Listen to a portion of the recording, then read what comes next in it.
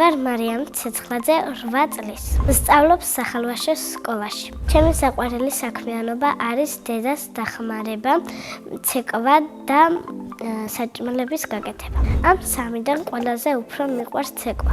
უკვე 3 წელია დავდივარ ცეკვის წრეზე. მახსოვს პირველი დღე ცეკვაზე რომ მივედი. არავის არ ვიცნობდი და ცოტათი ვნერვიულობდი. ჯერ გავიცანი ედნარი მასწავლებელი და მერე ბავშვები.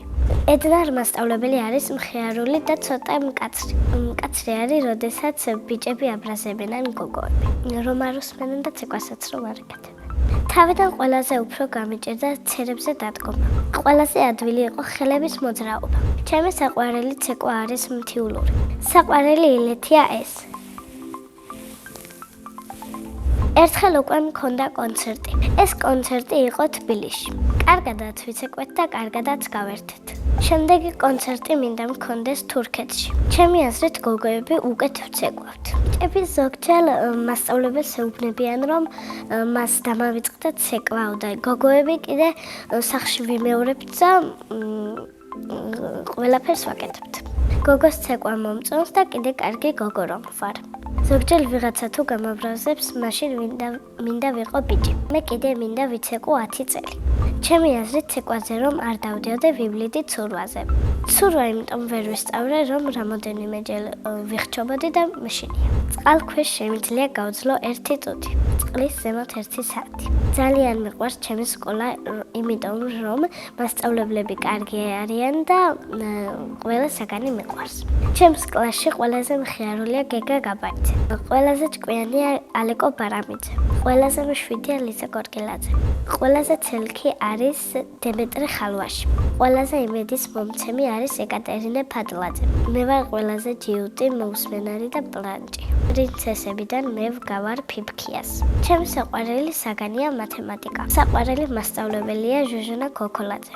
იმიტომ რომ კარგად ასწავლის ბავშვებს, კარგი მასწავლებელია და თუ დავალება არ გეწერება, გეტყვის არაუშავსო და ხოლე მომიტანე დავალებაო. კიდევ არის ლამაზი და ბედნიერი. ბედნიერი იმიტომ მგონია, რომ ბავშვები ვახარებთ ყოველთვის. რო გავიზრდები, მინდა გამოვიდე ექიმი. ბავშვობაში მინდოდა გამოვსულიყავი მაღაზიის გამყიდველი. ჩემი აზრით ბავშვობა მთავრდება 21 წლის ასაკში. მე მომწონს ჩემი ბავშვობა და არ მეჩქარება გაზრდა. ახლა მინდა ვიყო 10 წლის, იმიტომ რომ ვიქნებოდი მაღალ კლასში და ცოტა გამიძნელდებოდა სწავლა. რაც უფრო ძნელია სწავლა, მით უფრო მომწონს. სახლში ვცხოვრობთ მე, დედიკო, მამიკო, ბებია და ძმა. კიდე მინდა მყავდეს 3 და 2 ძმა. ჩემი ძმა არის 6 წლის და ქვია გაბრიელი. ის არის ნიჭიერი, ცელქი და ნერვების მომშლელი. ნერვებს მიშლის, როცა მე გაკვეთილებს ვწავლობ და ის ტელეფონზე მაღალ ხმაზე უყურებს. ჩემი აზრით გაბრიელი რომ გაიზრდება, გამოვა პოლიციელი. ჩემი მამიკო არის ყველაზე მხიარული, ყველაზე ჭკვიანი, ყველაზე მშრომელი და ყველაზე უშიშარი. მე ვარ მამიკოს გოგო. დედიკო არის ლამაზი, მზრუნველი, კარგი დიასახლისი და მშრომელი. კარგი დიასახლისი იმიტომ არის, რომ ჩვენზე ზრუნავს, ალაგებს და კარგ საჭმელებს აკეთებს. მისი წყალობით მეც კარგი დიასახლისი ვარ. ძალიან მიყვარს დედიკოს დახმარება ყველა საქმეში, განსაკუთრებით სახლის დასუფთავებაში. პირველად საჭმელი რო გავაკეთე, ვიყავი 6 წლის. ეს საჭმელი იყო შემწვარი კარტოფილი. ისე ჩემი საყვარელი საჭმელია პიურე და კატლეტი. ახლა ყველაზე კარგად ვწვავ კვერცხს და ვადუღებ ყავას. ჩემს მოდუღებულ ყავას სიამოვნებით სვამს დედიკო და მამიკო. ძალიან გამიმართლა, რომ ასეთი კარგი დედიკოს და მამიკოს შვილი ვარ. მიყვარს ფილმების უყურება და ჩემი საყვარელი ფილმი არის ჰარი პოტერი.